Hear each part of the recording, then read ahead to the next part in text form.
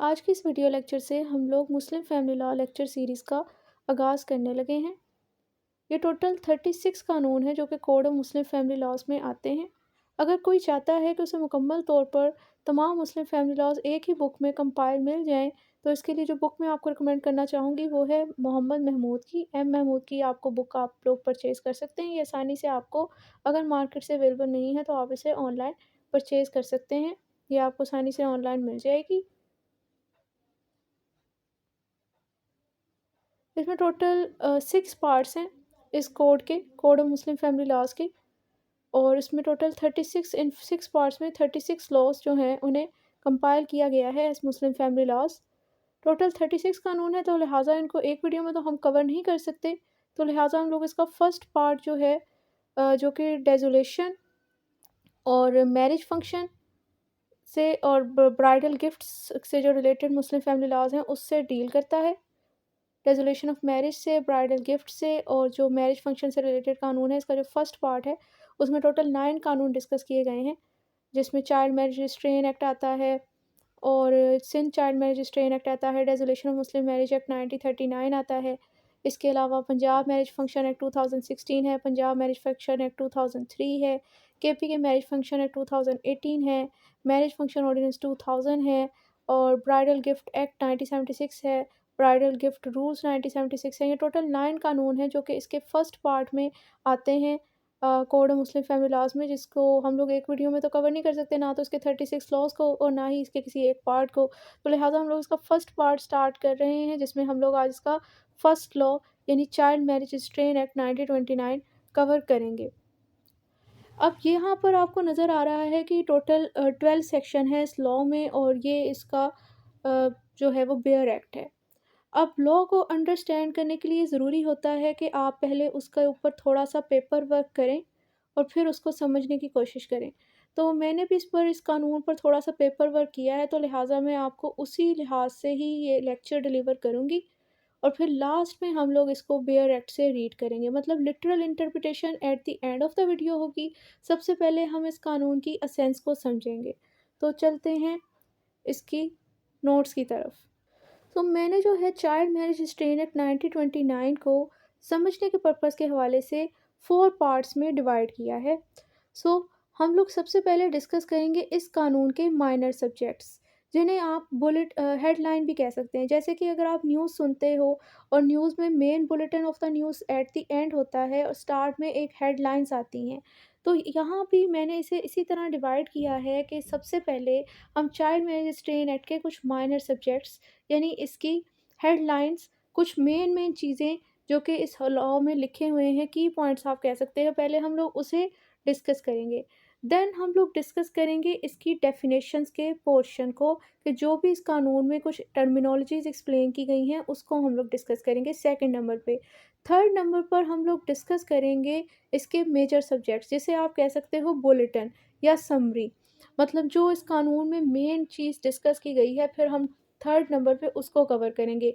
At the last हम लोग number 4 पे हम लोग ये चीज़ कवर करेंगे कि इस कानून का एक मेजर लिखना है, क्योंकि इस कानून में बेसिकली ये बताया गया है कि चाइल्ड मैरिज रिस्ट्रेन एक्ट से मतलब ये कानून तो है बच्चों की शादी जो कम उम्र में करवा दी जाती है, उस पर ये कानून रेमेडी तो प्रोवाइड करता है उन ग्रीव पार्टी को, उन अफेक्टेड चिल्ड्रन को, लेकिन ये उनकी शादी के मैरिज के स्टेटस के बारे में ये कानून साइलेंट है, कुछ नहीं बताता।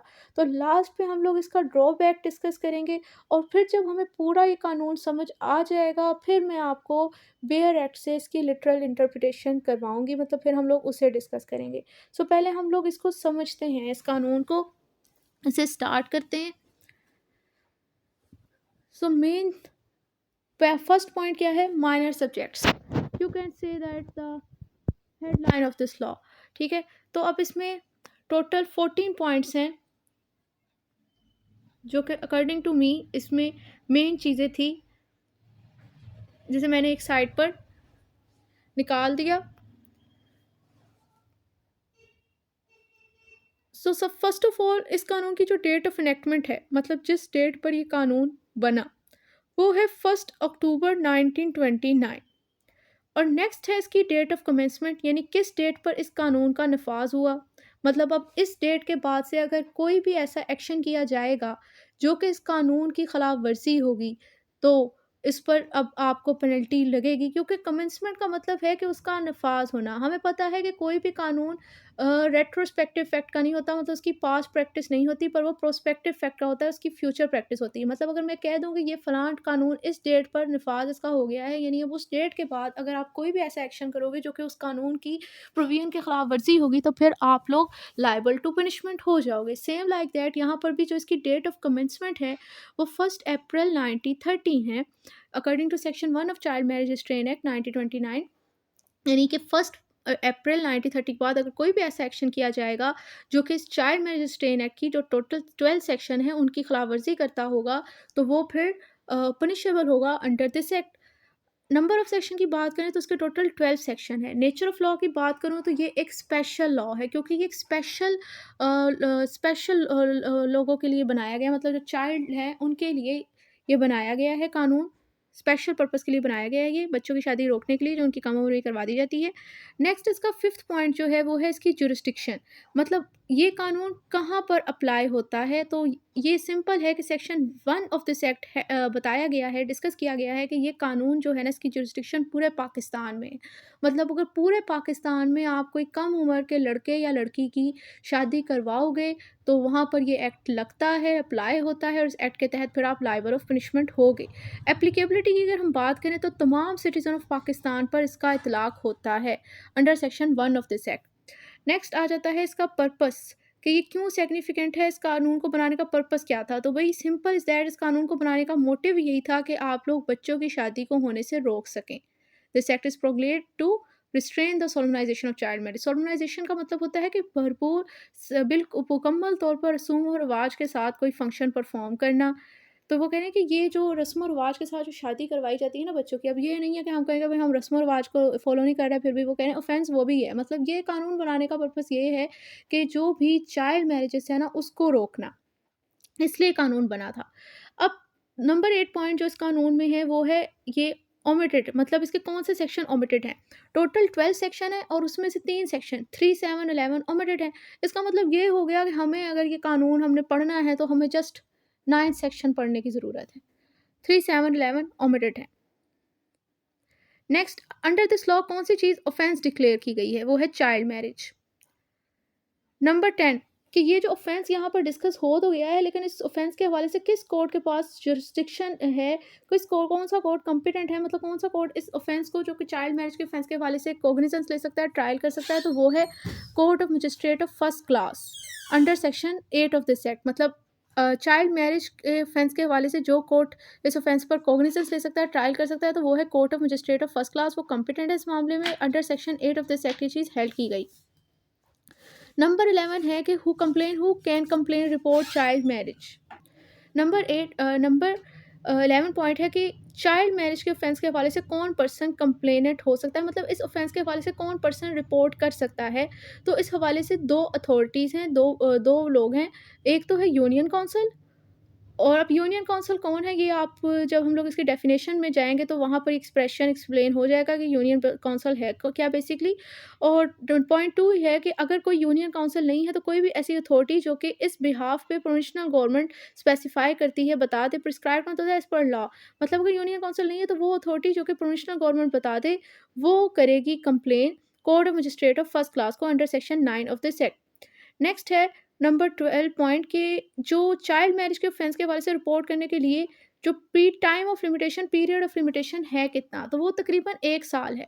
और वो स्टार्ट होता है उस डेट से जिस डेट ये चाइल्ड मैरिज हुई। मिसाल के तौर पर 1 जनवरी को कोई चाइल्ड मैरिज का ऑफेंस होता है किसी भी ईयर के, किसी भी रिस्पेक्टिव ईयर के, तो अब उस साल के पूरे एंड तक यानी 31 दिसंबर तक अगर आपके पास टाइम है, उस 1 साल के टाइम पीरियड तक आप लोग कर सकते हो। लेकिन अगर आप वो साल पूरा ख़त्म हो गया और उससे 2-3 दिन के बाद भी जाते हो तो कोर्ट ये कहेगा कि भई ये टाइम बार्ड हो गया है ये इंसिडेंट, अब 1 साल हो गया है, अब 1 साल के बाद आप आ रहे हो, तो जो टाइम लिमिट है ना यहाँ पर कंप्लेन करने की चाइल्ड मैरिज के ऑफेंस के हवाले से वो ये है कि जिस डेट से वो शादी हुई उस दिन से लेकर साल तक का आपके पास टाइम है इसके आप इस ऑफेंस को रिपोर्ट कर सकते हो। सेक्शन 9 में ये पॉइंट हेल्ड हुआ है ऑफ दिस एक्ट। पॉइंट 13 जो कि इस लॉ में एक मेन पॉइंट है जो डिस्कस हुआ है, वो है कि भाई चाइल्ड मैरिज की पेनल्टी क्या है। तो पेनल्टी के हवाले से भी दो पर्सपेक्टिव हैं, एक है फेडरल लेवल पे और एक है प्रोविंशनल लेवल पे, यानी पंजाब लेवल पे। तो फेडरल लेवल पर अगर हम देखें कि ये कानून जो कि पूरे पाकिस्तान पर अप्लाई होता है ना, तो इसमें इन्होंने ये पनिशमेंट बताई हुई है कि चाइल्ड मैरिज की अगर किसी भी पाकिस्तान के कहाँ भी कहीं भी किया जाता है, तो अंडर दिस लॉ इसकी पनिशमेंट है 1 मंथ सिंपल इम्प्रिजमेंट और 1000 रुपीज़ फाइन, या फिर दोनों। मतलब या तो आपको महीने की कैद होगी सिंपल, या फिर आपको जो है वो 1000 रुपये का जुर्माना होगा। इन दोनों में से कोई एक चीज़ होगी, या फिर दोनों हो सकती हैं। It's a discretion of a court. और पंजाब लेवल पर, यानी Punjab child marriage restraint act के तहत जो चाइल्ड मैरिज की सज़ा है, मतलब अगर पंजाब के सूबे में आप चाइल्ड मैरिज करते हो, तो तब आपकी सज़ा जो है वो 6 मंथ सिंपल इम्प्रिजमेंट है और 50,000 रुपये तक का जुर्माना आपको हो सकता है, या फिर ये दोनों हो सकते हैं। अब ये सज़ा आप देख रहे हो कि ये इतनी कोई है, तो ये हीनियस ऑफेंस, लेकिन इसकी सज़ा इतनी कोई ज़्यादा नहीं है। तो अब आपके पास ये क्वेश्चन, एक नेक्स्ट पॉइंट है, जो कि इस कानून में इसकी ऑफेंस की नेचर एक्सप्लेन नहीं की गई। इस कानून के अंदर एक तो एक तरह से देखा जाए तो इसके दो, आप कह सकते हो कि इसके दो ड्रॉबैक्स हैं इस लॉ के। एक तो इसने ये नहीं बताया कि शादी का स्टेटस क्या है, दूसरा इसने इस कानून की अंदर जो ये ऑफेंस है चाइल्ड मैरिज, इसकी नेचर ऑफ ऑफेंस डिस्कस नहीं की कि आया ये बेलेबल है या नॉन बेलेबल है। वैसे तो ये ऑफेंस बेलेबल है, लेकिन ये हमें किस तरह पता चलता है कि ये बेलेबल ऑफेंस है? क्योंकि कानून तो सबूत मांगता है, तो अगर आपको चाइल्ड मैरिज के ऑफेंस में आपने किसी पर्सन को बेल करवानी है, तो ये बेलेबल ऑफेंस है, ये आपको किस तरह पता चलेगा? तो इसके हवाले से 2 जजमेंट्स हैं, ये मैंने रेफ़रेंस के पॉइंट्स में लिखी हुई हैं, आप इसको हेल्प कर सकते हैं। इसमें जो पॉइंट 2 वाली जजमेंट है ना, ये बहुत सिग्निफिकेंट है क्रिमिनल लॉ की प्रैक्टिस के लिए, क्योंकि ये जजमेंट के बारे में बाकायदा जो लीगल एक्सपर्ट्स हैं, उनका ओपिनियन है कि अगर जस्ट ये जजमेंट अगर ये जो यंग लॉयर्स हैं वो पढ़ लें, तो उनकी जो क्रिमिनल प्रैक्टिस है वो बहुत अच्छी हो सकती है, क्योंकि ये जो पॉइंट 2 ये जो जजमेंट है ना, पीएलडी 1995 सुप्रीम कोर्ट 34, ये बहुत इंपॉर्टेंट है about respect of bail matter. क्यों? क्योंकि यहाँ पर आपको सेक्शन 497 ऑफ सीआरपीसी की थोड़ी सी इंटरप्रिटेशन उन्होंने की है, जिसकी वजह से इम्पोर्टेंट ये है, क्योंकि वहाँ पर सेक्शन 497 में 7 ऑफ सीआरपीसी सेक्शन में हमें बेसिकली क्या बताया गया है, जो कि सेक्शन इस जजमेंट में भी मेन पॉइंट हेल्ड किया गया है। इस जजमेंट में बेसिकली ये बताया गया है कि जब ये जो नॉन बेलेबल ऑफेंस में भी आपको बेल मिल जाती है, तो वो उन ऑफेंस को क्लासिफाई किया होता है, क्योंकि इस जजमेंट में बेसिकली ये पॉइंट की हेल्ड किया गया है पीएलडी 1995 सुप्रीम कोर्ट 34 में, कि बेलेबल ऑफेंस में तो एक पर्सन का राइट है कि उसे बेल ग्रांट की जाए, लेकिन नॉन बेलेबल ऑफेंस में उसका राइट नहीं है, बल्कि ये डिस्क्रिशन ऑफ द कोर्ट है कि वो इसे बेल दे। और कोर्ट अपनी डिस्क्रिशन किस तरह एक्सरसाइज करती है, वो एक्सरसाइज करती है on the ground of the prohibitory और नॉन प्रोहिबिटरी ऑफेंस की कैटेगरी के बेस पे, कि नॉन बेलेबल ऑफेंस को वो बेसिकली दो ऑफेंस की कैटेगरी में क्लासिफाइड कर देती है, एक प्रोहिबिटरी, दूसरा नॉन प्रोहिबिटरी। प्रोहिबिटरी वो ऑफेंस होते हैं जहाँ पर आपको बेल नहीं मिलेगी।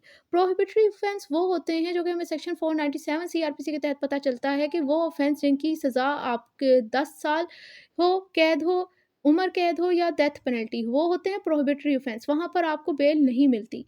और नॉन प्रोहिबिटरी ऑफेंस वो होते हैं जिनकी सज़ा 10 साल से कम होती है, वहाँ पर आपको बेल मिल जाती है, अगर कोर्ट चाहे तो, क्योंकि नॉन बेल ऑफेंस में आपका राइट नहीं है। तो अब यहाँ पर भी आप देख सकते हैं कि अंडर दिस लॉ जो पेनल्टी है वो कितनी है, 1 माह कैद, या फिर पंजाब पे 6 माह कैद, ये तो है ही इतनी माइन्यूट सी ये सज़ा है।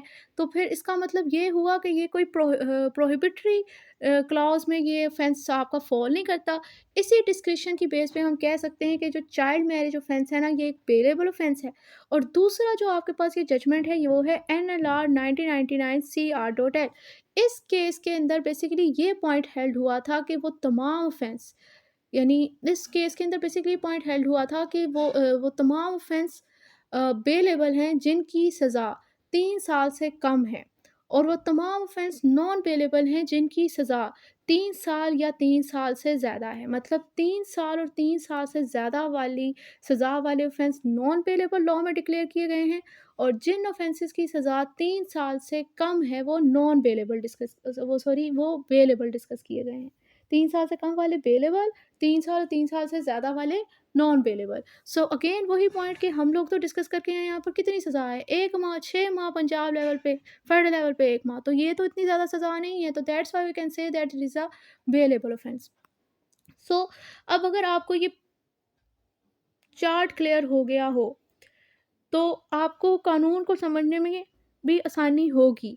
अभी इतनी आपको आसानी नहीं होगी, ज़्यादा आसानी आपको तब होगी जब हम लोग इसका पूरा इसको समरी जो मैंने बनाई है उसको हम लोग समझ लेंगे, तब बेयर एक्ट से आपको रीड करना आपके लिए आसान हो जाएगा। यहाँ पर आपको बेसिकली इसके की पॉइंट्स बनाने का पर्पस ये है, क्योंकि ये सारे जो मुस्लिम फैमिली लॉज है ना, ये हैं ईजी से, इनकी वर्डिंग इतनी मुश्किल नहीं है, लेकिन सारे आपस में मिलते जुलते हैं, तो उसकी वजह से बंदा कंफ्यूज हो जाता है। तो बेहतर यही है कि इसको आप एक चार्ट की सूरत में अपने पास बनाकर याद रखें, इसके नोट्स बनाएँ।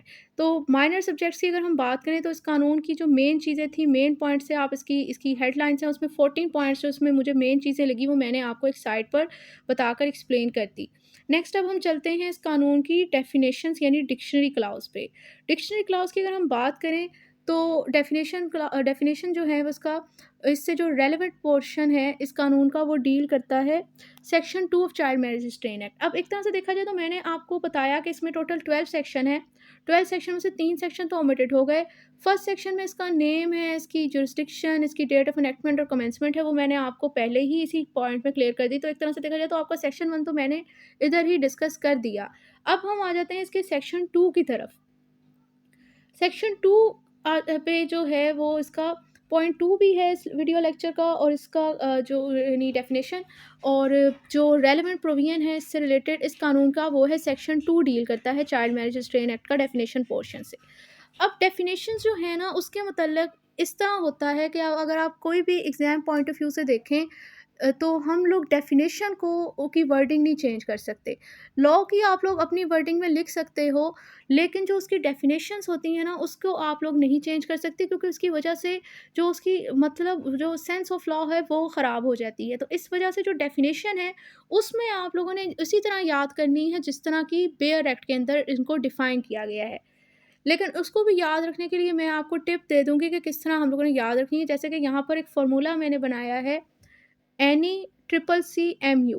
अब ये फ़ॉर्मूला क्यों बनाया है मैंने, क्योंकि यहाँ पर देखें इसके अंदर टोटल 5 डेफिनेशंस डिस्कस की गई हैं, 5 टर्मिनोलॉजीज़ को एक्सप्लेन किया गया है अंडर दिस लॉ, जो कि क्लाउज़ ए टू क्लाउज़ ई तक जाती हैं। इसका मतलब ये कि ABC अल्फ़ाबेट्स तो सबको आते हैं, वो तो याद रखवाने की ज़रूरत नहीं है ना। टोटल 26 लेटर होते हैं, तो वो तो मुझे याद आपको नहीं करवाने की ज़रूरत। तो यहाँ पर ए टू ई तक जा रही है, यानी ए टू ई तक जा रही है इसकी डेफिनेशंस। टोटल 5 डेफिनेशंस हैं, तो उसके लिए फ़ॉर्मूला मैंने बना लिया है यहाँ पर नाम एनी का, कि ये जो चाइल्ड मैरिज रिस्ट्रेन एक्ट के तहत शादी किसी लड़की की हो रही है, उस लड़की का नाम क्या है, एनी। और इसके मतलब एक ड्रामा भी आया था ARY पे, और उधर भी उस हीरोइन का नाम एनी ही था। तो अब तो याद रहेगा सारों को कि चाइल्ड मैरिज से मतलब ही वो भी ड्रामा था, और उधर भी इस लड़की का नाम एनी ही था। और यहाँ पर जो टर्मिनोलॉजीज़ हैं, टर्मिनोलॉजीज़ इसमें 5 डिस्कस की गई हैं, ए टू ई हैं। तो यहाँ से आपको याद रहेगा कि ये ए टू ई से आप लोग फ़ॉर्मूला बना लें कि एनी मतलब ए टू ई, इस कानून में जितनी 5 डेफिनेशन है, ए टू ई जा रही हैं, एनी इसका फ़ॉर्मूला है। और आगे CCCMU इसलिए लिखा है मैंने कि जो पहली फर्स्ट इसकी जो 3 डेफिनेशन है, वो सी डिजिट की हैं, और फिर 4 नंबर पे एम वाले डिजिट की है, और लास्ट नंबर पे यू वाले डिजिट की। आई होप कि जो फ़ॉर्मूला मैंने बनाया उसकी आपको सेंस समझ आ गई होगी कि मैं किस सेंस में मैंने ये फ़ॉर्मूला बनाया है। मतलब पहले पहले सी वाली डेफिनेशंस, फिर एम वाली डेफिनेशंस, फिर यू वाली डेफिनेशन, और ए टू ई है, 5 डेफिनेशंस एक्सप्लेन हुई हैं।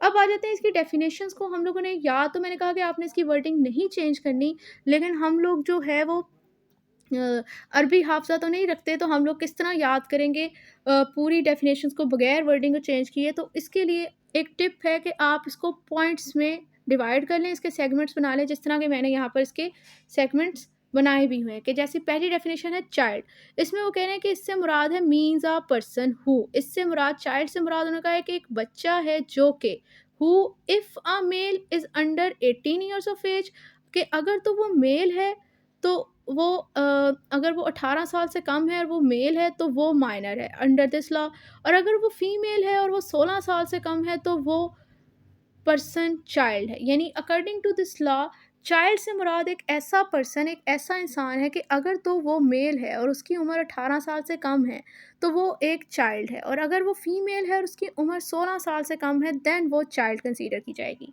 अब ये जो डेफिनेशन है ना इसकी, इसी लॉ की, चाइल्ड की, वो ना अनकॉन्स्टिट्यूशनल हेल्ड की गई है एक जजमेंट के तहत, लेकिन मैं पहले आपको जजमेंट डिस्कस करवा दूँ, फिर मैं लास्ट में आपको उस जजमेंट की तरफ लेकर जाऊँगी। सॉरी, पहले मैं आपकी डेफिनेशन कवर करवा दूँ, फिर मैं उसकी जजमेंट की तरफ लेकर जाऊँगी ताकि आप लोग कन्फ्यूज़ ना हो।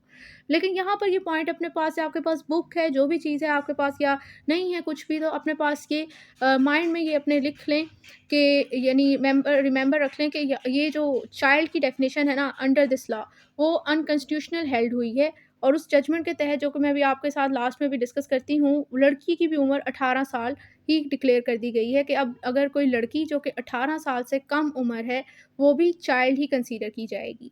तो अब आ जाते हैं इसकी दूसरी डेफिनेशन, जो कि है चाइल्ड मैरिज से। तो इससे मुराद है मीन्स अ मैरिज, मतलब चाइल्ड मैरिज से मुराद है एक शादी to which either of a contracting party is a child. मतलब चाइल्ड मैरिज से मुराद ऐसी शादी है जिसमें दोनों पार्टी में से कोई भी पार्टी जो है वो चाइल्ड हो। मिसाल के तौर पर लड़का 18 साल से ज़्यादा का है, लड़की 18 से कम की है, तो वो शादी चाइल्ड मैरिज ही कंसीडर की जाएगी, क्योंकि उनमें से either of the contracting party, इनमें से दोनों पार्टी में से कोई भी एक पार्टी अगर चाइल्ड हो तो वो मैरिज चाइल्ड मैरिज कंसीडर की जाती है।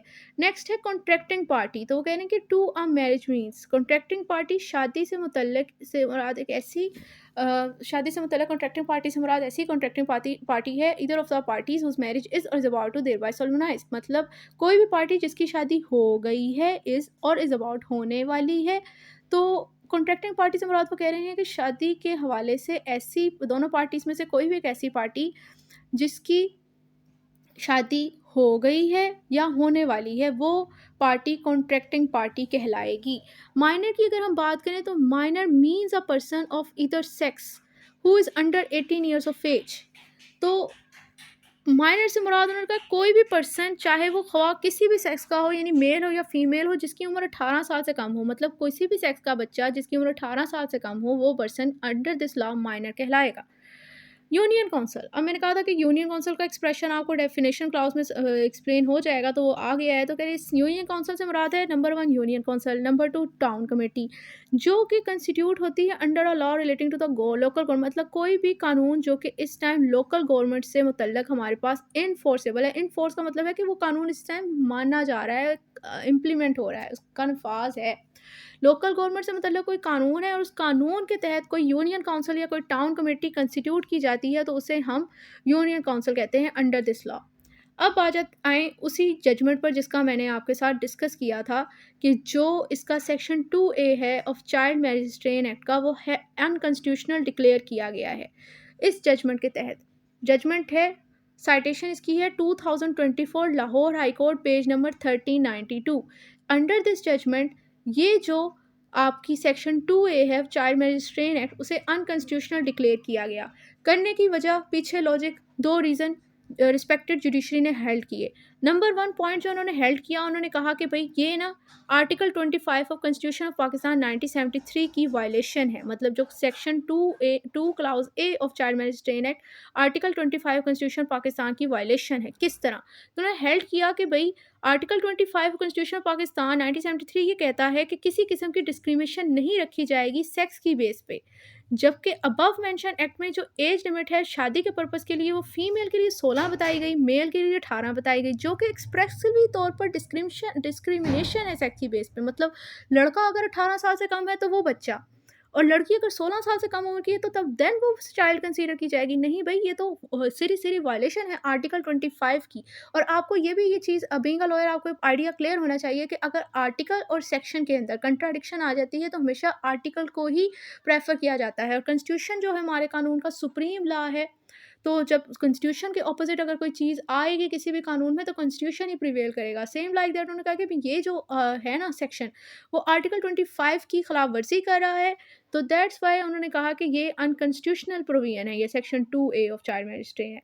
दूसरा रीज़न जो उन्होंने इसे अनकॉन्स्टिट्यूशनल डिक्लेयर करने के लिए हेल्ड किया, वो ये है कि स्टेट की ऑब्लिगेशन है कि वो फैमिली, चाइल्ड और मदर को प्रोटेक्ट करे। Article 35 of constitution of Pakistan ये हेल्ड करता है कि ये ऑब्लिगेशन है स्टेट की कि वो फैमिली के यूनिट को, चाइल्ड को और मदर को प्रोटेक्ट करे। सो स्टेट ने अपनी इस ऑब्लिगेशन को किस तरह परफॉर्म करना है? चाइल्ड मैरिजेस को रोक के, क्योंकि फैमिली जो है वो कंस्टिट्यूट होती है शादी के नतीजे में, और अनफॉर्चुनेटली ऐसी फैमिली जो कि चाइल्ड मैरिज के नतीजे में कंस्टिट्यूट होगी, वो यंग मदर के लिए सेफ नहीं होगी और ना ही उसकी आगे पैदा होने वाले जो चिल्ड्रन हैं उनके लिए होगी। मेडिकल, साइकोलॉजिकल और सोशल पॉइंट ऑफ व्यू के हवाले से। अब medical, psychological, social point of view क्यों कहा जा रहा है? क्योंकि भई आप देखें, एक लड़की जिसकी कम उम्र है, उसकी अगर शादी करवा दी जाती है और वो आगे से कंसीव करे, तो उसकी बॉडी में ना तो इतने न्यूट्रिशंस हैं कि जो उसकी ऑफ़स्प्रिंग है वो ठीक हो, तो वो बच्चे हो सकता है कि वो डिफेक्टिव पैदा हों। तो अब इस चक्कर के अंदर वो स्टेट के लिए एक लायबल सिटीज़न नहीं होंगे, बल्कि एक तरह से देखा जाए तो वो उनके लिए हमें बहुत ज़्यादा यानी मतलब अगर फ़र्ज़ कर लो कि वो बच्चा माँ से के पेट से उसे सही से मल्टीविटामिन्स और न्यूट्रिशन नहीं मिल पाते, तो वो हो सकता है वो बच्चा जो है वो पैदाइशी तौर पर माज़ूर पैदा हो या ज़हनी तौर पर माज़ूर पैदा हो। तो ऐसे सिटीज़न का स्टेट को क्या फ़ायदा? क्योंकि वो तो फिर स्टेट के तो वो किसी काम के नहीं आ सकेंगे ना।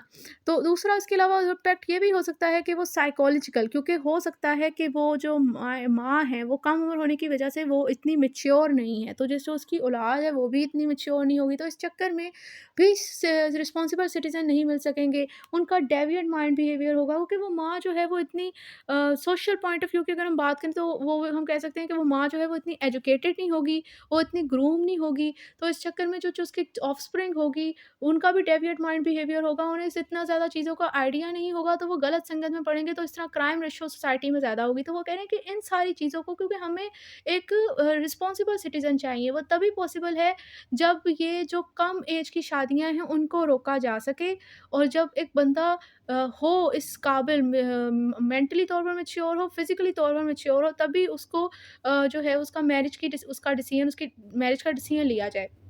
क्योंकि अगर कम उम्र में उसकी शादी कर दी जाए तो ये उसके ऊपर बहुत बड़ा जुल्म है, ये इन रिस्पेक्ट के हवाले से।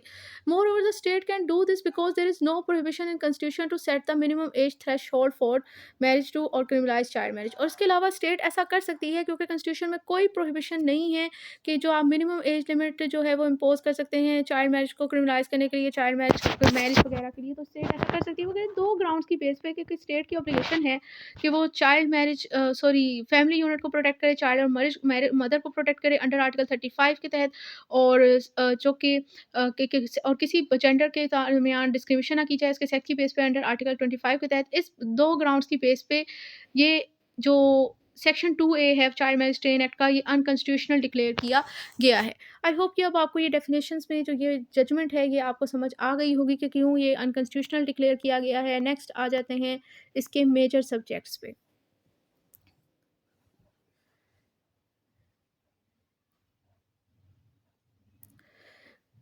यानी इन शॉर्ट अब आप कह सकते हैं कि हमने हेडलाइन सुन ली है, अब बुलेटिन की बारी है कि आपको मैंने माइनर सब्जेक्ट की सूरत में जो इसके की पॉइंट्स थे वो तो एक्सप्लेन कर दिए। अब आ जाते हैं इस मेजर सब्जेक्ट्स पे, यानी एक तरह से देखा जाए इस कानून की समरी के इस कानून में क्या मेन चीज़ डिस्कस की गई, ये कानून था किस चीज़ के हवाले से। सो भाई बेसिकली हम लोग ये डिस्कस कर चुके हैं कि जो मेन मोटिव था इस कानून को बनाने के पीछे वो ये था कि जो चाइल्ड मैरिज है ना उसको रोका जा सके। तो लिहाजा ये जो कानून है, ये जो चाइल्ड मैरिज है उसको रोक रहा है दो तरीकों के तहत। टू वेज हैं जिनके थ्रू ये अपना ये ऑब्जेक्टिव अचीव कर रहा है। नंबर वन मूड तो है बाय इंजेक्शन टू ऑफेंडर्स, यानी जो मुजरिम हैं उनको रोक के, इंजेक्ट करके। दूसरा वे जिस तरह ये चाइल्ड मैरिज को होने से रोक रहा है कानून वो ये है कि ऑफेंडर्स पे पनिशमेंट्स लगा के। इंजेक्शन का जो मूड है उसे आप प्री रेमेडी कह सकते हो एग्रीव पार्टी के लिए, मतलब जो एग्रीव पार्टी मतलब जो चाइल्ड है जिनकी शादी करवा दी जाती है उन एग्रीव पार्टी के लिए ये इंजेक्शन जो है वो एक प्री रेमेडी है, जबकि जो पनिशमेंट्स है वो उनके लिए एक पोस्ट रेमेडी है।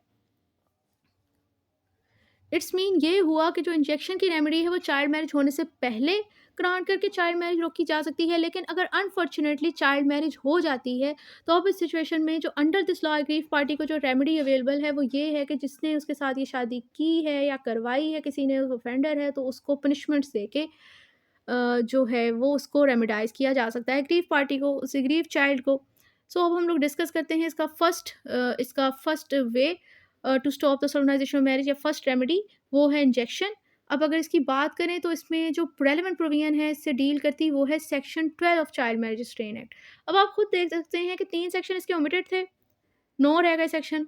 फर्स्ट 2 सेक्शन हम लोगों ने एक तरह से देखा जाए तो कवर कर लिए हैं इसी समरी में, लेकिन हम बेयर एक्ट से रीड करेंगे। लेकिन वैसे मैं बता रही हूँ कि फर्स्ट 2 सेक्शन हमारे हो चुके हैं। 2 डेफिनेशन वाला है और 1 सेक्शन जो है वो उसकी आर्म सा ही सेक्शन होता है, यानी कि short art, extend, commencement, jurisdiction वगैरह, वो हम लोगों ने की पॉइंट्स में डिस्कस कर लिया। अब हम इसका डिस्कस करने लगे हैं section 12। Section 12 of child marriage train act, यानी जो इंजेक्शन के थ्रू शादी को रोका जा सकता है, रेलेवेंट प्रोविजन सेक्शन 12 डील करती है। अब आ जाते हैं इसमें कि जो इंजेक्शन को अवॉर्ड करने का क्या प्रोसीजर होता है। तो उसे अवॉर्ड करने का जो प्रोसीजर है टोटली 3 स्टेप प्रोसीजर है। 3 स्टेप प्रोसीजर है ये। इंजेक्शन को अवॉइड करने का जो प्रोसेस है ये 3 स्टेज प्रोसेस है। फर्स्ट प्रोसेस ये है कि यहाँ पर कोर्ट को कंप्लेन की जाती है और कंप्लेनेंट हम लोग पहले ही डिस्कस कर चुके हैं कि यूनियन काउंसिल, और यूनियन काउंसिल ना हो तो कोई ऐसी अथॉरिटी जो कि प्रोविंशियल गवर्नमेंट इस बिहाफ पे प्रिस्क्राइब करती है। मतलब पहले नंबर पे इंजेक्शन लेने के लिए कंप्लेन करता है complainant magistrate of first class को, क्योंकि वो उसी कोर्ट के पास जुरिस्डिक्शन हासिल है to take a cognizance and trial about of the child marriage offence. ठीक है, सबसे पहला स्टेज जो है इंजेक्शन लेने के लिए ये है कि आपको कंप्लेन करनी पड़ेगी मजिस्ट्रेट ऑफ फर्स्ट क्लास की कोर्ट में कि भाई चाइल्ड मैरिज की जाने वाली है अबाउट द सोलमाइजेशन चाइल्ड। और कंप्लेन होने के बाद सेकंड नंबर पे अब जो फेयर ट्रायल का क्राइटेरिया है उसके तहत जो ये court of magistrate of first class है वो शो काउज नोटिस जारी करेगा एक्यूज को, उसको, ताकि उसे मौका मिल सके कि वो आगे अपने आप को डिफेंड करे कि क्यों इसके अगेंस्ट ये इंजेक्शन का ऑर्डर पास नहीं किया जाना चाहिए। अब ये शो कॉज नोटिस जारी करने का वही पीछे लॉजिक है article 10 of constitution of Pakistan कि जब भी आपने किसी पर्सन पर सिविल और क्रिमिनल लायबिलिटी इंपोज करनी है तो उस पर पहले आप लोग उसको फेयर ट्रायल का मौका देते हो, उसे सुना जाता है। तो यहाँ पर भी ये है कि इस पर्सन पर क्रिमिनल लायबिलिटी लगनी है कि ये चाइल्ड मैरिज में इन्वॉल्व है, तो कोर्ट इससे पहले एक शो कॉज नोटिस देती है कंप्लेन के बाद कि आकर डिफेंड करो कि क्यों मैं आपके अगेंस्ट इंजेक्शन का ऑर्डर पास ना करूँ। थर्ड स्टेज पे कोर्ट इंजेक्शन का ऑर्डर पास कर देती है। तो कब करती है? अगर कोर्ट सेटिस्फाई हो जाती है कि वाक़ई चाइल्ड मैरिज होने वाली है, देन वो इंजेक्शन का ऑर्डर पास कर देगी एक्यूज़ के अगेंस्ट, मतलब जिसके अगेंस्ट रिपोर्ट की थी कंप्लेनेंट ने। तो अगर मैं दोबारा इसको एक्सप्लेन करूँ कि फर्स्ट रेमेडी यहाँ पर क्या है जिस तरह चाइल्ड मैरिज को रोका जा सकता है, वो है इंजेक्शन की remedy. Section 12 of child marriage restraint act इससे डील करता है। 3 स्टेज प्रोसेस है इंजेक्शन अवॉर्ड करने के लिए जो है वो 3 स्टेज का प्रोसेस फ़ॉलो किया जाता है। फर्स्ट ऑफ ऑल आप कंप्लेन करोगे court of magistrate of first class को। Secondly court of magistrate class जो है वो शो कॉज नोटिस जारी करेगा एक्यूज़ को कि क्यों मैं आपके अगेंस्ट इंजेक्शन का ऑर्डर जारी ना करूँ। नंबर थर्ड, अगर वो सेटिस्फाई हो गया है कि वाक़ई होने वाली है चाइल्ड मैरिज, तो वो इंजेक्शन का ऑर्डर जारी कर देगा। अब यहाँ तक कि आपकी फर्स्ट रेमेडी तो कंप्लीट हो जाती है, लेकिन इसको डिस्कस करने के बाद रीडर्स के माइंड में कुछ क्वेश्चन रेज़ होते हैं। टोटली ये 4 तरह के क्वेश्चन्स हैं जो कि आपके माइंड में आते हैं, जिसका जवाब भी इस कानून ने ही दे दिया है। जैसे कि सबसे पहले आपके माइंड में क्वेश्चन आएगा कि भाई कोर्ट का सैटिस्फैक्टरी क्राइटेरिया है कैसा? मतलब कोर्ट इंजेक्शन पहले उसे कै नोटिस भेज रही थी, लेकिन एकदम से फिर वो सैटिस्फाई हो गई कि नहीं, मुझे इंजेक्शन ग्रांट कर देना चाहिए। तो कोर्ट सैटिस्फाई किस तरह होती है? तो उसका आंसर आपको इसी कानून के सेक्शन 10 के तहत मिलता है कि जब कोर्ट इंक्वायरी कंडक्ट करवाती है ना कंप्लेन के ऊपर, मतलब कोर्ट देखती है कि भई ये जो है वो वैलिड कंप्लेन है या नहीं। जैसे कि हम सीआरपीसी का आई थिंक सो चैप्टर 16 या 17 है।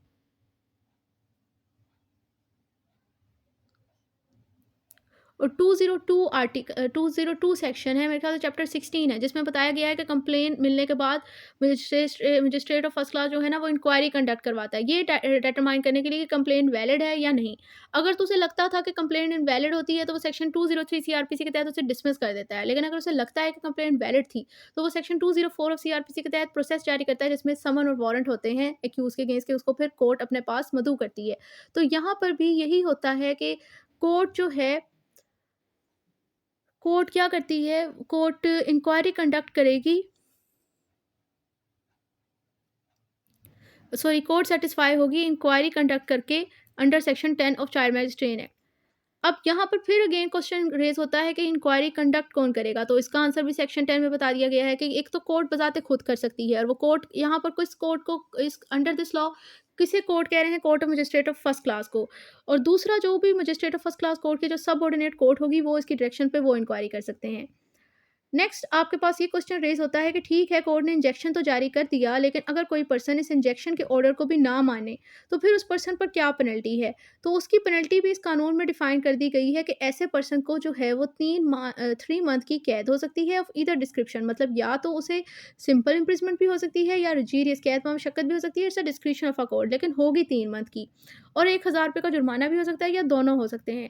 साथ में प्रोविज़ो बता दी गई है कि किसी भी खातून को, मतलब अगर कोई खातून मुलव्वस है as a parent child marriage करवाने में और वो नहीं रुकती, तो फिर उसे जो है वो जस्ट फाइन की पेनल्टी लगती है, उसे इम्प्रिजमेंट की सज़ा नहीं होगी। ना लास्ट क्वेश्चन जो है, जो कि रेज़ होता है आपके माइंड में, वो ये है कि क्या ये जो इंजेक्शन का ऑर्डर आपके अगेंस्ट पास हो गया है, तो क्या ये वैलिड, ये फुल एंड फाइनल है, पत्थर की लकीर है, आप इसके खिलाफ कोई आपके पास रेमेडी नहीं है, मतलब इसको आप इसमें ख़त्म करवा सकते हैं, अल्ट्रेशन नहीं करवा सकते? कह रहे हैं पॉसिबल है, कोर्ट खुद भी कर सकता है और एग्रीव पर्सन की एप्लीकेशन पे भी कर सकता है, मतलब जिस पर्सन के अगेंस्ट इंजेक्शन का ऑर्डर जारी होगा, ज़ाहिर है वही एग्रीव्ड है, उसकी दरख्वास्त पे भी कर सकता है। अब ये आपके पास जो है वो फर्स्ट रेमेडी इस लॉ में जो डिस्कस की गई थी, to restrain the solemnization of child marriage, वो तो कंप्लीट हो गई। नेक्स्ट आ जाते हैं इसकी लास्ट रेमेडी पे, जो सेकंड रेमेडी है वो ये है कि एक तो एक ऑफेंडर्स पे पनिशमेंट इम्पोज करके भी चाइल्ड मैरिज को होने से रोक सकती है कोर्ट। अब इससे रेलेवेंट प्रोविजन जो है वो है section 4, 5, 6, 8, 9 and 10 of child marriage train act, यानी इन शॉर्ट आपका पूरा कानून ही कवर हो गया। फर्स्ट में शो टाइटल, एक्सटेंड और कमेंसमेंट, जो कि हम लोगों ने की पॉइंट्स में डिस्कस कर लिया। सेकंड सेक्शन 2 डेफिनेशन का, जो कि मैंने डेफिनेशन का आपके साथ डिस्कस कर लिया। 3 सेक्शन ओमिटेड है।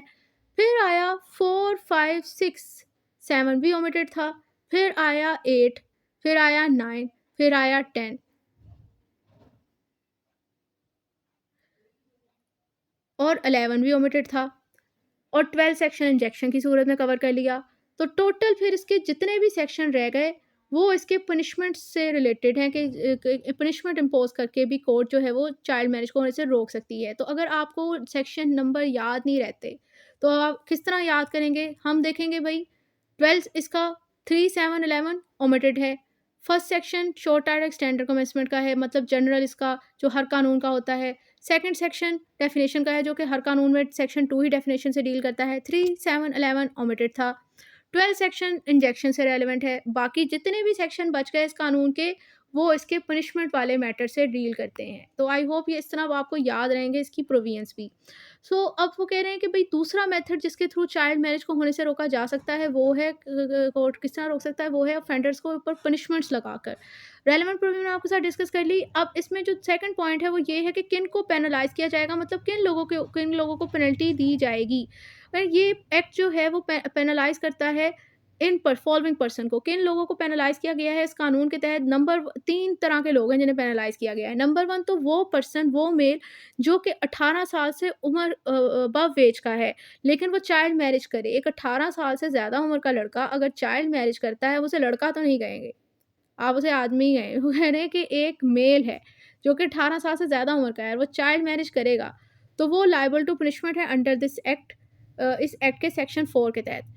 इसी तरह अगर कोई पर्सन चाइल्ड मैरिज को परफॉर्म करवाता है, उसको कंडक्ट करता है, उसकी डायरेक्शन देता है, जैसे कि ये मैंने नकाह ख्वाह लिखा था, लेकिन वो आई थिंक सो स्पेलिंग और ग्रामर मिस्टेक को रीचेक करते वक्त NM में कन्वर्ट हो गया।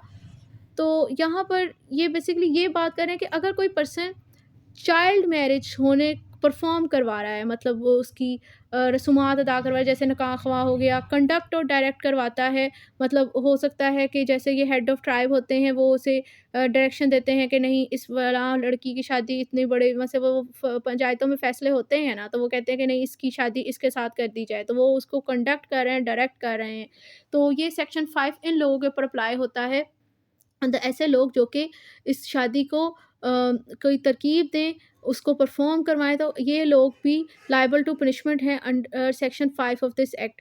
नंबर 3 जिनको पेनलाइज़ किया गया है इस कानून के तहत, वो हैं पेरेंट और गार्डियन और the any other person who hold the charge of a minor in any other capacity whether lawful और अनलॉफुल।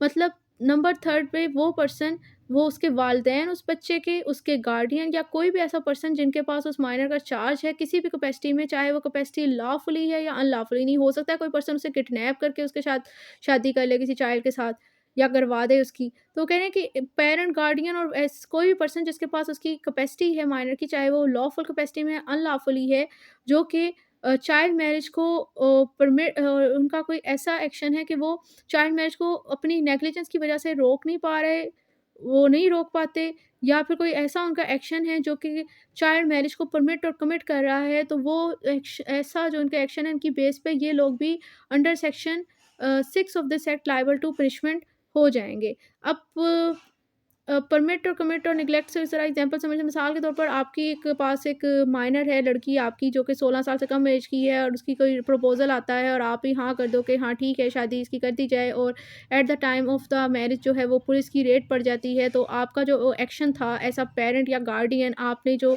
जानते-बूझते हुए इसको परमिट किया, उसकी शादी की रस्ूमात कंडक्ट करवाई, तो आप लायबल टू पनिशमेंट हो। या फिर ये बेसिकली इस चीज़ को समझाने की कोशिश कर रहे हैं कि वो कह रहे हैं अंडर दिस लॉ ये 3 तरह के लोग पेनलाइज़ हैं। नंबर 1 तो एक ऐसा लड़का जो कि 18 साल से ज़्यादा उम्र का है और वो चाइल्ड मैरिज करे। नंबर 1 उसके पेरेंट, गार्डियन, कोई भी ऐसा पर्सन जिनके पास उसकी कैपेसिटी है माइनर की, आया लॉफुली या अनलॉफुली है, और वो कोई ऐसा एक्ट कर रहे हैं जिसकी वजह से चाइल्ड मैरिज को प्रमोट हो रही है, या कोई अपनी नेग्लिजेंस की वजह से वो रोक नहीं पा रहा है चाइल्ड मैरिज, या फिर वैसे पर्सन जो कि चाइल्ड मैरिज को परफॉर्म करते हैं, उसे कंडक्ट करें, उसकी डायरेक्शन दे रहे हैं, कि तमाम लोग जो हैं वो लायबल टू पनिशमेंट हैं under this relevant provision in section 4, 5, 6 respectively. Next आ जाती है इसी पोर्शन के अंदर पेनल्टी, कि ठीक है भाई लायबल टू पनिशमेंट तो है, लेकिन कितनी पेनल्टी इन्हें लगेगी। तो ये चीज़ हम लोग पहले ही डिस्कस कर चुके हैं कि फेडरल लेवल पे 1 मंथ सिंपल इम्प्रिजमेंट और 1000 रुपये जुर्माना और दोनों, और पंजाब लेवल पे 6 मंथ सिंपल इम्प्रिजमेंट और 50,000 रुपये जुर्माना फाइन और दोनों। अब नेक्स्ट आ जाते हैं मेन चीज़ पे, कि ठीक है आपको इतना तो पता चल गया कि रेलेवेंट प्रोविजन क्या है, किस बंदे को पनिशमेंट मिलेगी और पनिशमेंट कितनी मिलेगी। अब पनिशमेंट मिलेगी किस तरह, यानी प्रोसीजर टू अवॉर्ड पनिशमेंट है क्या। तो ये भी जो है वो 4 स्टेज प्रोसेस है। ये 4 स्टेज प्रोसेस है। आ जाते हैं कि भई ये 4 स्टेज प्रोसेस है। सबसे पहले तो कोर्ट को कंप्लेंट की जाएगी। मतलब जो कंप्लेनेंट है सबसे पहले वो court of magistrate of first class को कंप्लेन करेगा कि भई कोई चाइल्ड मैरिज होने वाली है या फिर हो चुकी है। इसके हवाले से उसे, अगर तो होने वाली है तो वो फिर तो इंजेक्शन के लिए आएगा ना। हो चुकी है तो वो होने का बारे में रिपोर्ट करेगा। और 1 साल के टाइम पीरियड के अंदर हम लोग डिस्कस करके आ चुके हैं, इसने कंप्लेन करनी होती है, मतलब जिस दिन से चाइल्ड मैरिज उस दिन से लेकर 1 साल तक वो कर सकता है। ये पीरियड ऑफ लिमिटेशन है। सेकेंडली तौर पर कोर्ट जो है फिर इंक्वायरी कंडक्ट करवाएगा, ये फाइंड आउट करने के लिए कि क्या ये एलिगेशन ठीक भी है या नहीं। नंबर थर्ड पे थर्ड प्रोसेस है यहाँ पर, कह रहे हैं कि जब कोर्ट ने कंप्लेन को डिसमिस नहीं ना किया 203 ऑफ सीआरपीसी के तहत, देन वो कॉग्निजेंस लेगा इस ऑफेंस की और ट्रायल करेगा। मतलब हुआ क्या कि सबसे पहले कंप्लेन आई, कंप्लेन आने के बाद कोर्ट ने फिर इसकी इंक्वायरी की कि भाई ये ठीक भी है, कंप्लेन वैलिड भी है कि नहीं 202 सीआरपीसी के तहत। और फिर उसके बाद अगर उसने 203 सीआरपीसी के तहत उसे डिसमिस नहीं किया, तो फिर उसके बाद उसने कॉग्निजेंस ले ली और वो ट्रायल करेगा इस ऑफेंस का। ट्रायल करने के बाद ज़ाहिर से 2 ही रिज़ल्ट आएँगे, या तो वो उसे कन्विक्ट कर देगा या एक्विट कर देगा। अब यहाँ तक जो है वो आपका लॉ हो गया एंड। अब आ जाता है इसका 4 पॉइंट, यानी इस कानून यानी चाइल्ड मैरिज रिस्ट्रेन एक्ट 1929 के क्या ड्रॉबैक्स हैं, क्या लिकुनास हैं। क्योंकि हम देखते हैं जब हम लोगों ने पूरा लॉ स्टडी किया ना, तो हमें ये चीज़ हमारे सामने आई कि इस कानून के अंदर चाइल्ड मैरिज के हवाले से प्री और पोस्ट रेमेडी तो बताई गई है, कि अगर चाइल्ड मैरिज होने वाली हो तो उसको रोकने के लिए इंजेक्शन के थ्रू आप उसे रोक सकते हैं, और अगर हो गई हो तो जो ऑफेंडर है उसे पेनलाइज करके उसको पनिशमेंट लगा दें। लेकिन ये चाइल्ड मैरिज के स्टेटस के हवाले से साइलेंट है ये कानून। क्योंकि अब यहाँ पर देखा जाए तो उस बच्चे को शादी अगर आपने उसकी होने से रोक दी तब तो वेल एंड गुड है, वहाँ तक तो ठीक है। लेकिन अगर हो गई है उसकी शादी, तो उस शादी का स्टेटस क्या है? क्या वो बच्चा जिसकी उसकी मर्ज़ी के बगैर, उसके कंसेंट के बगैर ज़ोर ज़बरदस्ती शादी करवा दी जाती है, चाइल्ड मैरिज करवा दी जाती है, क्या वो उस ऑफेंडर के साथ रहने के लिए लायबल हो गया है? उस हवाले से तो ये कानून साइलेंट है, ये तो उस मैरिज के स्टेटस को डिस्कस ही नहीं कर रहा। तो अब यहाँ पर हमारे पास ये क्वेश्चन रेज़ हो जाता है कि शादी का स्टेटस क्या है बेसिकली? क्या ये वैलिड है? क्या ये वॉइड है? क्या ये इर्रेगुलर है?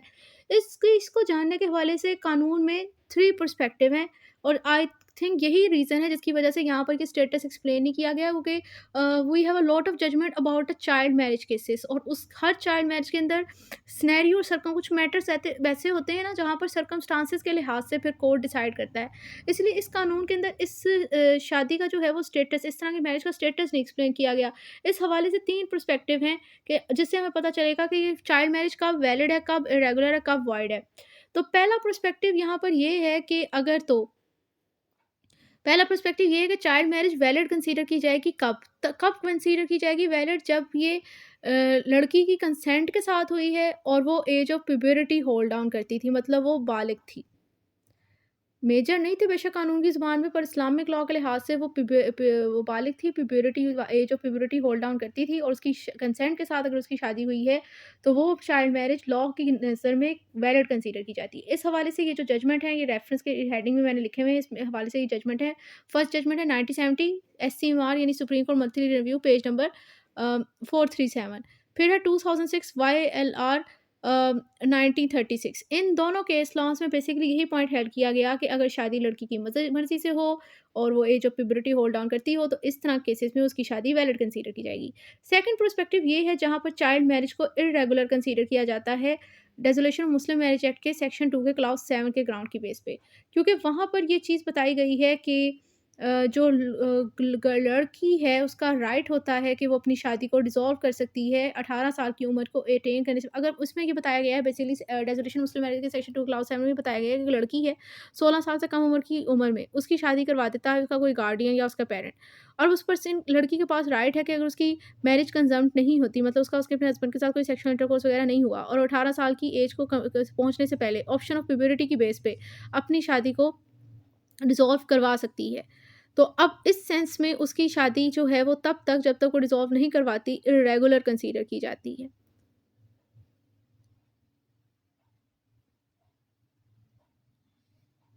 अब यहाँ पर फिर क्वेश्चन रेज़ हो जाते हैं कि भई इसका मतलब तो हुआ यही ना कि एक तो उसकी शादी ज़बरदस्ती हो गई और फिर वो उस तकलीफ़ में भी रहे, उस आदमी के साथ ही रहे जिसके साथ उसकी ज़बरदस्ती शादी करवा दी गई है, और उसके अलावा जो है जो आप ये कंडीशन लगा रहे हो कि उसकी मैरिज कंज़म्प्ट नहीं होनी चाहिए तब वो इस ग्राउंड पे अपनी शादी को रिप्यूडिएट करवा सकती है। तो जो पर्सी लोग उसके साथ ज़बरदस्ती शादी कर सकते हैं, तो क्या वो उसके साथ ये रिलेशनशिप ज़बरदस्ती नहीं बना सकते? तो अगर इस तरह की सिचुएशन हो, तो इस सिचुएशन में फिर उसका केस जो है वो 376 पीपीसी के अंदर फ़ॉल करेगा और उस सिचुएशन में से ये साबित करना पड़ेगा कि ये फ़ोर्सफुली हुआ है विदाउट द कंसेंट। और फिर थर्ड पर्सपेक्टिव इस हवाले से है कि जहाँ पर चाइल्ड मैरिज को वॉइड ऑफ एंश्योर कंसीडर किया गया है, जहाँ पर आप ये भी कह सकते हो कि एक तरह से देखा जाए इसके सेकंड पर्सपेक्टिव की रेमेडी ये है कि नहीं, उसे उस आदमी के साथ स्टार लेवल से ही रहने की ज़रूरत नहीं है चाइल्ड मैरिज को, क्यों सॉरी चाइल्ड को। ये केस है पीएलडी 2022 इस्लामाबाद 228। इस जजमेंट के अंदर ये चीज़ जो है कि चाइल्ड मैरिज को शुरू से ही वॉइड ऑफ एंश्योर का मतलब लेटर टर्म है कि शुरू से ही बिगिनिंग द फर्स्ट स्टेज पे ही चाइल्ड मैरिज को वॉइड कंसीडर किया गया है। मतलब अगर आपसे कोई पूछे कि एक लड़की है वो चाइल्ड मैरिज है और उसकी शादी उसकी ज़बरदस्ती हुई है उसकी मर्ज़ी के बगैर, उसकी मर्ज़ी के एक लड़की है, उसकी शादी जो है उसकी मैरिज उसके कंसेंट के बगैर की जाती है, फ़ोर्सफुली की जाती है, तो उस लड़की के पास क्या रेमेडी है? क्या वो अपने हस्बैंड के साथ रहने के लिए बाउंड हो गई? नहीं, वो बाउंड नहीं है। ये जजमेंट आपके सामने है पीएलडी 2022 इस्लामाबाद 2 पेज नंबर 228। इस केस के अंदर ये हेल्ड किया गया है कि चाइल्ड मैरिज शुरू से ही वॉइड होती है। लेकिन फ़र्क यहाँ पर ये है कि अगर वो लड़की कहे कि मेरी तो मर्ज़ी के साथ हुई है शादी और वो एज ऑफ प्यूबरिटी होल्ड डाउन करे, तो फिर इस सिचुएशन में हमारे पास ये 1970 एससीआर 437 2006 वाईएलआर 1936 ये जजमेंट है, क्योंकि वहाँ पर उसकी कंसेंट है। मसला सारा कंसेंट का है। अगर तो उसकी कंसेंट है, क्योंकि मैरिज एक कॉन्ट्रैक्ट है और कॉन्ट्रैक्ट एक्ट 1872 सेक्शन 10 के तहत जो उसका फ्री कंसेंट एक एसेंशियल एलिमेंट है। तो अब इस सिचुएशन के अंदर उसकी शादी उसकी कंसेंट के साथ हुई है तो वो वैलिड है। लेकिन अगर वो कहे मेरी कंसेंट नहीं है और फ़ोर्सफुली ज़बरदस्ती हुआ है, तो फिर यही जजमेंट जो है वो थर्ड पर्सपेक्टिव वाली, तो आप कह सकते हो कि ये शादी वॉइड ऑफ एंश्योर है। अब ये जो केस लॉ है ना, एक तो इस जितने ये पूरी वीडियो में 2 केस लॉ बहुत ज़्यादा इंपॉर्टेंट है। एक तो ये वाला और दूसरा जो मैंने आपको हाइलाइट्स में बेलेबल ऑफेंस में बताया था। ये वाला केस लॉ भी बहुत इंपॉर्टेंट है, क्यों? क्योंकि इसके अंदर ये पॉइंट हेल्ड किया गया कि कोर्ट ने कहा कि भई ये जो होता है ना चाइल्ड मैरिज, ये एक वॉइड ऑफ एंश्योर कॉन्ट्रैक्ट है। क्यों? क्योंकि यहाँ पर कॉन्ट्रैक्ट की जो है वो एसेंशियल एलिमेंट्स ये हैं कि यहाँ पर जो है वो फ्री कंसेंट होनी चाहिए, ठीक है? कॉन्ट्रैक्ट तभी वैलिड होता है जहाँ वहाँ पर पार्टीज़ की फ्री कंसेंट हो, जहाँ पर पार्टीज़ मेजर हों और इस कॉन्ट्रैक्ट का ऑब्जेक्ट जो है वो लॉफुल हो और उस तभी उसी एग्रीमेंट को, मतलब जिसमें ये essential element section 10 of contract act के पूरे हों, उसी को हम लोग इन्फोर्स करवा सकते हैं। क्योंकि कॉन्ट्रैक्ट की डेफिनेशन भी यही है ना कि every agreement which is enforceable by law, मतलब ऐसा एग्रीमेंट जिसको आप लॉफुली इन्फोर्स करवा सकते हो। और ऐसे एग्रीमेंट को भी आप लॉफुली इन्फोर्स करवा सकते हो जिसमें उसके जो एसेंशियल एलिमेंट्स है सेक्शन 10 के कॉन्ट्रैक्ट एक्ट के, वो फॉलो, यदि पार्टीज़ की कंसेंट हो, वो मेजर हो, लॉफुल ऑब्जेक्ट के लिए कॉन्ट्रैक्ट हो। यहाँ पर आप मुझे बताएँ कि चाइल्ड मैरिज के अंदर कौन-सा एसेंशियल पूरा हो रहा है? ना तो उन पार्टीज़ की फ्री कंसेंट है, ना वो मेजर हैं, और जो इसका ऑब्जेक्ट है, चाइल्ड मैरिज का ऑब्जेक्ट कहाँ लॉफुल है? ये तो सेक्शन 376 ऑफ पीपीसी के अंदर फ़ॉल कर रहा है ये मैटर। क्योंकि आप उसमें 376 ऑफ पीपीसी में बताया गया है कि अगर कोई लड़की जो कि 16 साल या 16 साल से कम उम्र की लड़की है, उसके साथ उसकी मर्ज़ी के साथ ही बेशक या उसकी मर्ज़ी के बगैर या सेक्सुअल इंटरकोर्स वाला रिलेशनशिप बनाया जाए, तो वो रेप की कैटेगरी के अंदर फ़ॉल करता है। तो ऐसा चाइल्ड मैरिज भी तो फिर इसी चीज़ के अंदर फ़ॉल कर रही है। मतलब आप एक ऐसा एग्रीमेंट करना चाह रहे हैं जो कि against the policy, against the law of the state है, उसे कानून के अंदर, हमारे ताज़ीरात पाकिस्तान के अंदर ऑफेंस कंसीडर किया गया है, और आप ऐसा एग्रीमेंट करवा रहे हैं, आप ऐसी मैरिज कॉन्ट्रैक्ट कर रहे हैं, तो वो किस सिचुएशन में वैलिड है? इसका मतलब इसमें इस शादी में तो जो एसेंशियल एलिमेंट्स ऑफ कॉन्ट्रैक्ट हैं वो पूरे ही नहीं हैं। जब उसमें पूरे ही नहीं है, तो इस तरह के कॉन्ट्रैक्ट को किस तरह लॉ की तहफ़्फ़ुज़ हासिल होगा, लॉ उसे किस तरह एनफोर्स करवा सकता है? इसी ग्राउंड पे चाइल्ड मैरिज को वॉइड ऑफ इश्यू डिक्लेयर किया गया है। अब ये तो आपके पास हो गया पूरा चाइल्ड मैरिज रिस्ट्रेन एक्ट को समरी वाइज़ मैंने आपको समझा दिया। नेक्स्ट अब हम लोग चलते हैं इसके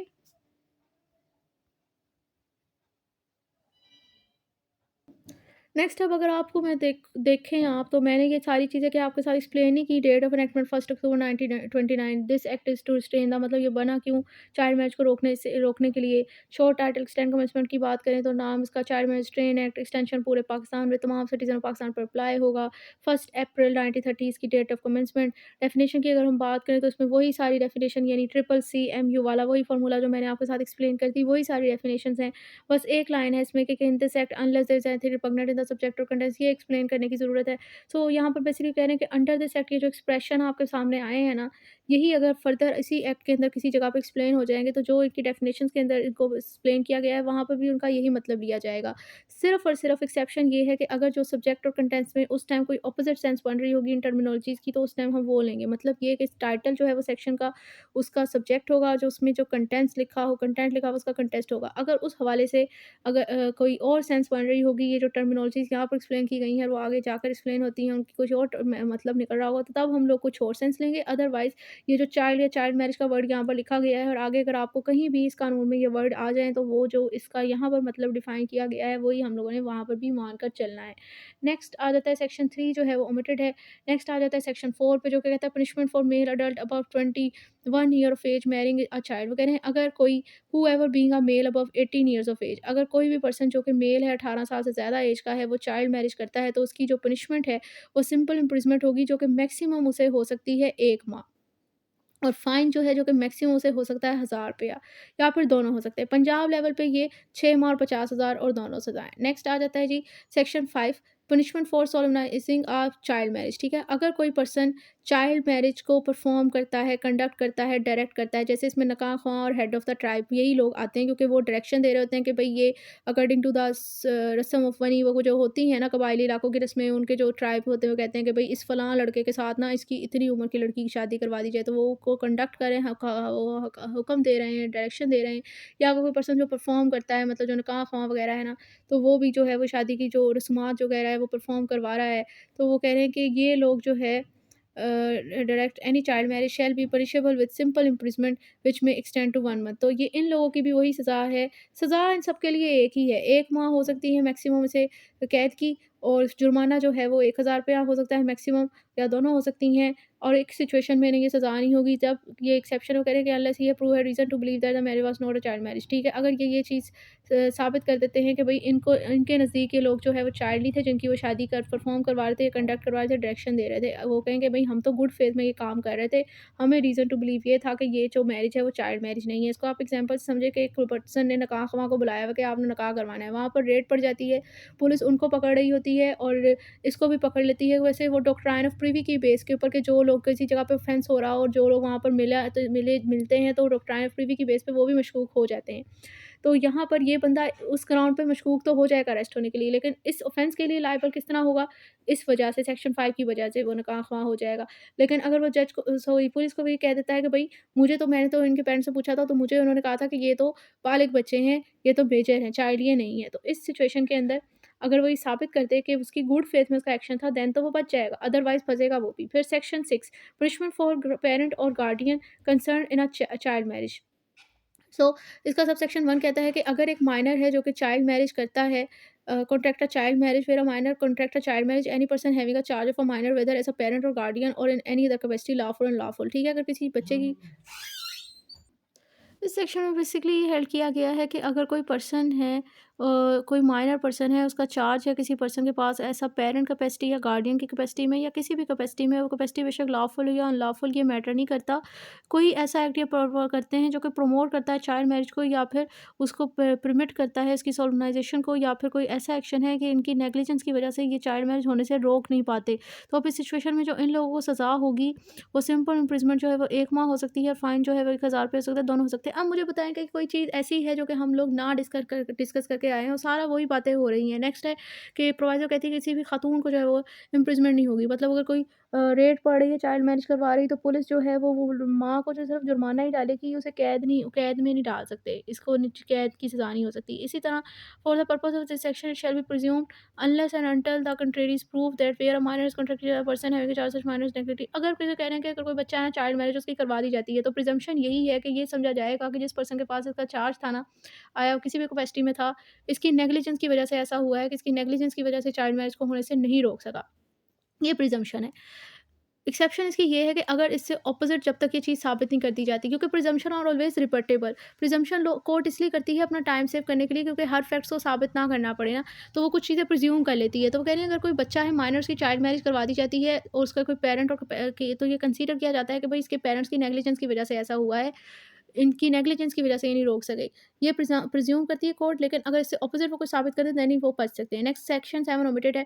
section 8 jurisdiction under this code वगैरह notwithstanding anything contained in section 190, मतलब सीआरपीसी के सेक्शन 190 के अंदर बेशक जो भी इस ऑफेंस के हवाले से अगर कुछ बताया गया है तो उसको एक साइड पे रखते हुए अंडर दिस लॉ किसी कोर्ट के पास सवाए मजिस्ट्रेट ऑफ फर्स्ट क्लास के कोर्ट के अलावा जुरिसडिक्शन नहीं है कि वो चाइल्ड मैरिज के ऑफेंस के हवाले से कोग्निजेंस ले सके और उसका ट्रायल कर सके end of any offence under this act. मतलब इस ऑफेंस के अंदर जो भी ऑफेंस बताए गए हैं उन ऑफेंस के हवाले से जिस कोर्ट के पास जुरिसडिक्शन हासिल है कोग्निजेंस और ट्रायल करने की, वो मजिस्ट्रेट ऑफ फर्स्ट क्लास है और किसी कोर्ट के पास नहीं है। Section 9 no court shall take cognizance of any offence under this act except, और वो कह रहे हैं कि कोई कोर्ट कोई भी ऑफेंस जो इस एक्ट के अंदर बताया गया है उस हवाले से कोग्निजेंस नहीं ले सकते जस्ट जब तक उन्हें कंप्लेन नहीं रिसीव हो जाती यूनियन काउंसिल की तरफ से, और अगर यूनियन काउंसिल नहीं है उस एरिया में तो उस अथॉरिटी की तरफ से जो कि प्रोविंशनल गवर्नमेंट ने इस हवाले से बताई है उसकी कंप्लेन के ऊपर ये ले सकते हैं।